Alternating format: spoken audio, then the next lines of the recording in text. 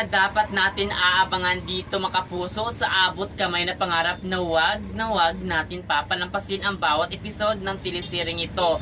So nangyari, meron talagang naalala itong si Tanya kung saan iniwan niya itong si Moira para kay dito na ba talaga maging buong ka ng alaala na bumalik na talaga ang kanyang nakaraan maging sa kanyang pagkatao nang sa ganun ay hindi na siya mahirapan talaga kung ano nga ba talaga ang totoo na nangyari sa kanyang buhay. Kaya aabangan natin ito mga kapuso sapagkat itong si Tanyag talaga ay gagawa siya ng paraan para talaga makilati sa talaga itong si Moira kung ano nga ba talaga ang tunay niyang kulay, kung mabait ba siya o hindi. Kaya aabangan natin ito mga kapuso kasi palapit na talaga babalik ang alaala ni Tanyag at yan ang pinakahihintay natin na mangyari para talaga ay mapagbayaran talaga lahat ni Moira ang kasama na ginawa niya kasi nga siya ang dahilan kung bakit na-aksidente itong si Tanyag kasi nga na-booking na siya tungkol sa kanyang pinakatatagong lihim tungkol nga sa pagkatao ni Zoe maging sa mga sikreto pa. Kaya aabangan natin ito